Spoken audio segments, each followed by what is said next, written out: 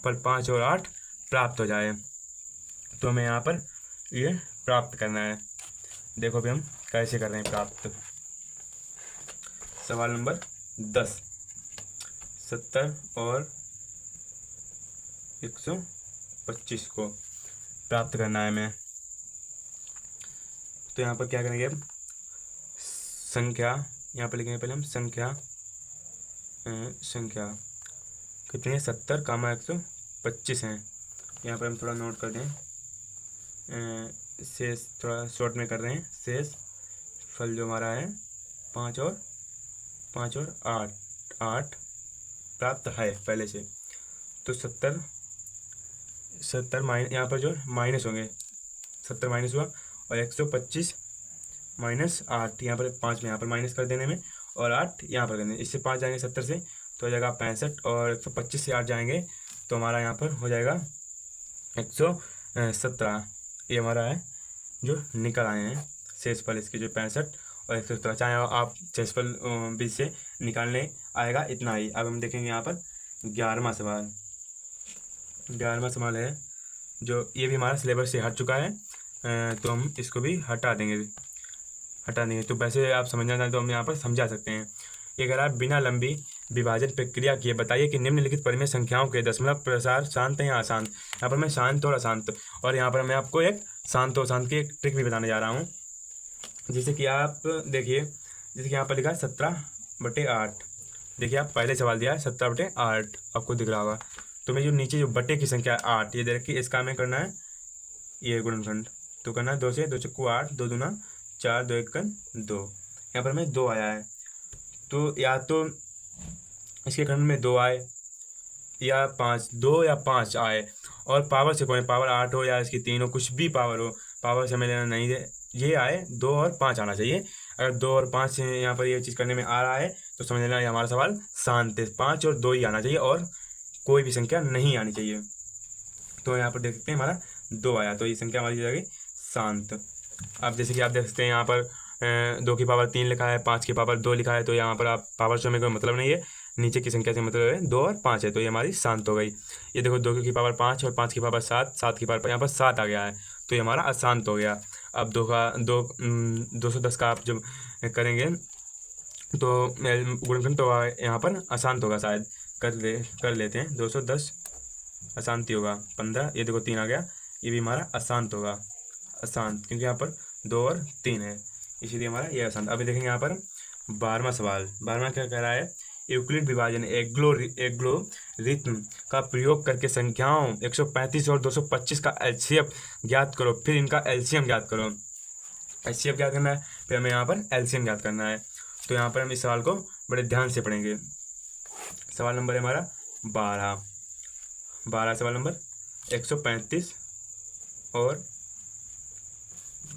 135 और क्या रखा है 225। तो पहले तो इसको हम डिवाइड करेंगे, जो हमारी एल्गोरिथम जो होती है उसके अनुसार।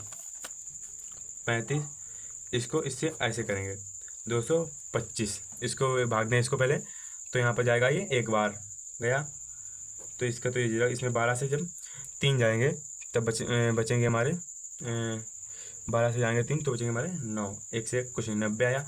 अब जो यहाँ पर बड़ी संख्या है ये 135, ये फिर यहाँ पर ऐसे इस रूप में ले जानी है हमें, ये पहले ऐसे डिवाइड करना है, फिर यहाँ पर जो 90 आएगा जो भी हमारा आएगा उससे ये वाली संख्या इसके अंदर ले जानी है हमें। जैसे कि अब 90 और 135 की हमें भाग देना है इसमें, तो हमारा यहाँ पर एक ही बार पहले आएगा तो 90 हुआ। अब इसको जब हम माइनस करेंगे तब आ जाएगा हमारा 45। अब इसी रूप से 45 90 जब तक ये पूरा कट ना जाए बिल्कुल, 90 को यहाँ पर लाना है फिर से, तो यहाँ पर कट जाएगा, 45 दूना होता है 90, तो ये हमारा जो है 45, ये हमारा होगा HCF हमारा जो आ गया है 45, HCF हमारा 45 आ गया है। ये बोला है HCF ज्ञात करो और फिर इनका LCM ज्ञात करो, हमें यहाँ पर ज्ञात करना है अब LCM। तो हम LCM बराबर रखेंगे सूत्र N2B इंटू HCF, तो LCM बराबर ए का मान कितना है 135 और बी का मान 225, और LCM निकाला हमारा 45 निकाल लिया हमने। पहले इसको डिवाइड करेंगे, यहाँ पर 5 से पाँच 45, 5 चुक्कू 20, 2 इधर गए 5 25, 9 पना 9 कम 9 तंजोग 9 पना 45, 5 हो गया यहाँ पर। अब एलसीएम बराबर 135 इंटू 5 डिवाइड करेंगे तो आ जाएगा 675। ये हमारा आएगा राइट आंसर। तो यहाँ पर देखते हैं हम 12 नंबर तक सोल्व कर चुके हैं। अब देखेंगे तो हम 13 सवाल हमारा बचा है। 13वां भी 14 ये हम जो है अगली वीडियो में बता सकते हैं। यहाँ पर आज के लिए इतना ही रखेंगे। थैंक यू, धन्यवाद। जो मैंने पहले वीडियो दी है पार्ट 1 और ये सेकंड पार्ट है, ऐसे पार्ट 3 आएंगे। 3 पार्टों में आपका पूरा PDF 10th क्लास का सॉल्व हो जाएगा। तो आज ये हमारा ये 13वां सवाल, ये 13वां सवाल लगाएंगे हम। दे रखा है 161 और 1067 का HCF 97 है, तो इसका LCM ज्ञात करना। तो हमें इसमें LCM ज्ञात करना है, हम इसका LCM ज्ञात करेंगे। 161 और 1067 का HCF 97 है, तो इनका HCF ज्ञात करना है हमें। तो HCF है LCM, सॉरी यहाँ पर LCM होगा। LCM बराबर हम लगाएंगे, LCM बराबर लगाएंगे हम सूत्र। LCM बराबर होता है A into B into HCF। LCM बराबर A का मान 1261 और B का मान ये रहा 97, जो HCF हमारा 97 दे रखा है, ये हमें यहाँ पर लिख लेना है 97। अब क्या करेंगे हम यहाँ पर, अब यहाँ से 97 से डिवाइड करेंगे। 97 एकन 97, 97 एकन 97 और 3 100 के अंदर रहेंगे और 6 पर, तो 6 3 9 होंगे, तो यहाँ पर 9 आ जाएंगे, तो ये भी 97 हो जाएगा। तो 97 एकन फिर 97। अब LCM बराबर 1261 इंटू 11। अब इसकी जो मल्टीप्लाई हम कराएंगे तो हमारा आंसर आ जाएगा, इसलिए मल्टीप्लाई कराएंगे 13,871, ये हमारा इसका आंसर आ जाएगा। अब हम देखते हैं 14 नंबर वाला सवाल क्या कह रहा है। ये कह रहा है सिद्ध कीजिए कि √7 एक अपरिमेय संख्या है।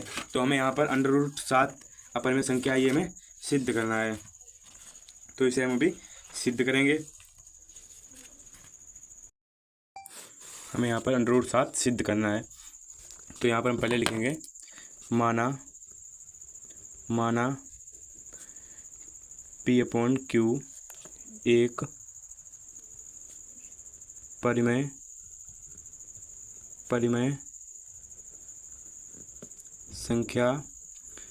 संख्या है।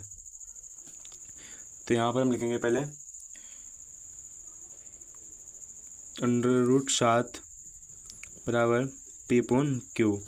अब क्या करेंगे, यहाँ पर लिखेंगे दोनों, हम यहाँ पर दोनों तरफों का हमें वर्ग, मतलब इसका जो है वर्ग करने पर वर्ग करेंगे दोनों। तो यहाँ पर लिखेंगे दोनों और वर्ग करने पर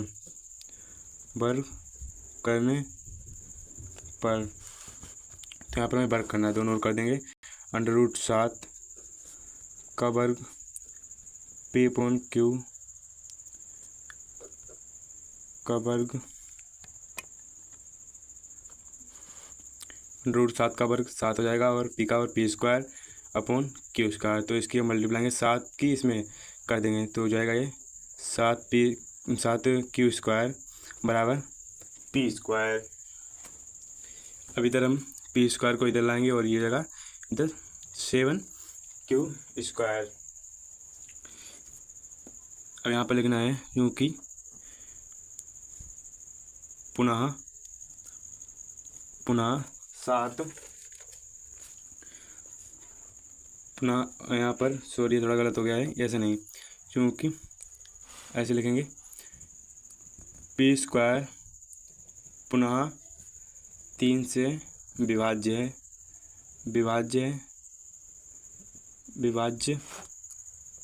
है, अर्थात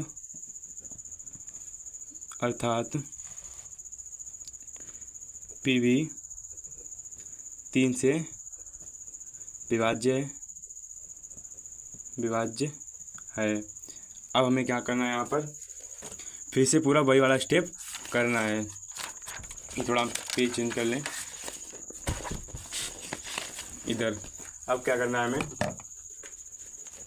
ये एक यहाँ पी तो रहेगी, अदरवाइज यहाँ पर ये 7 कर लें, और जो सी के यहाँ पर कुछ भी कर लें, मतलब कि सी कर लें या जो भी आपका मन करे, ए बी सी जो भी मन करे आप कर लें। फिर इसे यहाँ पर वही प्रोसेस करना है, दोनों ओर वर्क करने पर लिखेंगे, दोनों ओर वर्क वर्क करेंगे हम। पी स्क्वायर बराबर 7 सी स्क्वायर, पे स्क्वायर करेंगे तो यहाँ पर पे स्क्वायर आ जाएगा बराबर 7 इसका 7 का वर्ग 49 सी स्क्वायर। अब क्या लिखना है यहाँ पर, पी स्क्वायर का मान समीकरण 1 में रखने पर आप सोच रहे होंगे समीकरण नंबर 1 कहाँ है हमारा। तो जो यहाँ पर ये रहा, ये था हमारा, सॉरी में डालने को भूल गया, समीकरण नंबर 1 ये था। तो इसका मैं पी का मान 7 स्क्वायर दे रखा है, पुट करेंगे यहाँ पर हम पी का मान 7 पी स्क्वायर दे रखा, सॉरी, बराबर, और ये हमारा 49 सी स्क्वायर। 7 से इसे डिवाइड करेंगे, 7 × 7 7 × 7 49, तो हो जाएगा पी स्क्वायर बराबर 7 सी स्क्वायर। तो हो गया। यहाँ पर फिर में लिख देना वैसे ही, क्यों क्यू स्क्वायर पुनः 3 से विभाज्य है अर्थात क्यू भी 3 से विभाज्य है। अब यहाँ पर ये थोड़ा लैंग्वेज और लिखनी है, ऐसे लिखे यहाँ पर एक से अतिरिक्त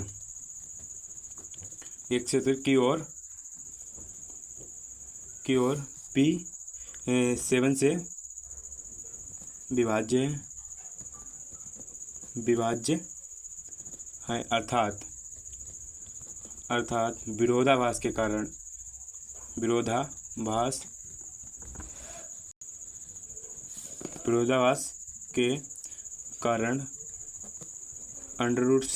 एक अपरिमेय संख्या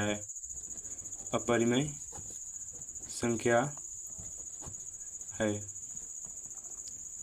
ये हमारा सोल्व हो गया सवाल। आपको अच्छे से अगले पॉइंट पे ये हमारा 15 नंबर सवाल दे रखा है, √3 √5 √2 एक अपरिमेय संख्या है। बच्चों यहाँ पर एक नोट कर लो कि ये तीनों सवाल में से आपके बोर्ड एग्जाम में कोई ना कोई एक सवाल आपको मिलेगा। जैसे कि मैं कोई सवाल सोल्व करवा दूंगा और आप दो आराम से कर लेंगे। तो ये हमारी कॉपी पर नोट है, और यहाँ पर मैं आपको 5वां सवाल 5 √5 सोल्व करवा दें, √5 वाला। तो यहाँ पर हम मानेंगे पहले सेम वही √7 वाला प्रोसेस करना है।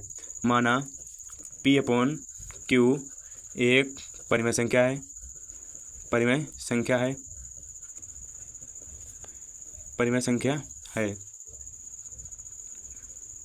मान लिया जैसे कि मैंने P/Q एक परिमेय संख्या है। अब क्या करना, √5 बराबर P/Q। अब मैं यहाँ पर दोनों ओर वर्क करने पर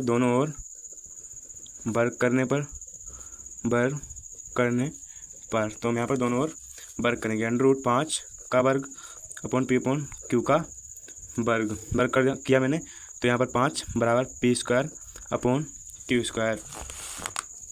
तो यहाँ से इसकी गुणा करेंगे तो ये जगह 5Q² बराबर P² को इधर लाएंगे, इधर जगह 5Q²। अब यहाँ पर लिखेंगे हम, क्या लिखेंगे, P² पुनः 5 से ये बस से लिखा, ये से विभाज्य है अर्थात P भी 5 से विभाज्य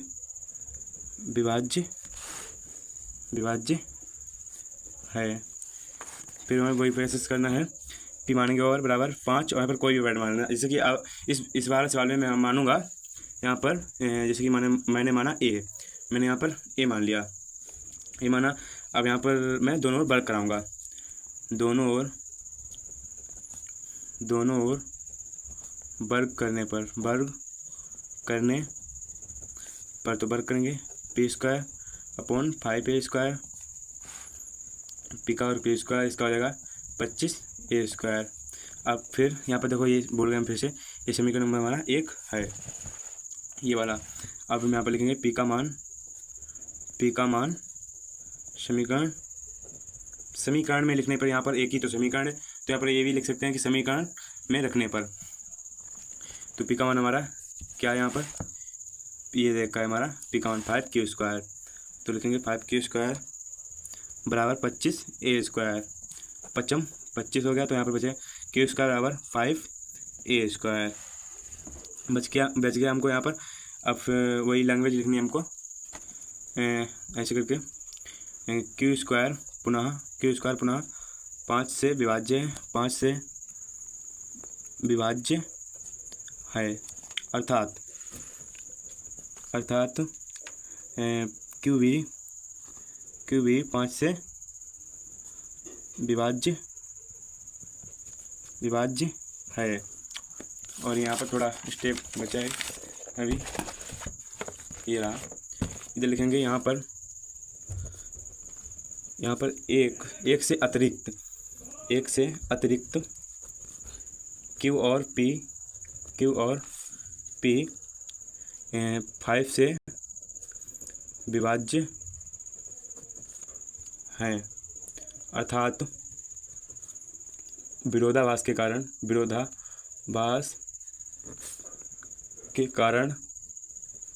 √5 एक अपरिमेय संख्या है। कैसी है? अपरिमेय संख्या। यहाँ पर मेरा सेकंड पार्ट आ चुका है और आपको अच्छे से समझ में आएंगे होंगे सवाल। अब थर्ड पार्ट अगली वीडियो में, अगली क्लास में दूँ।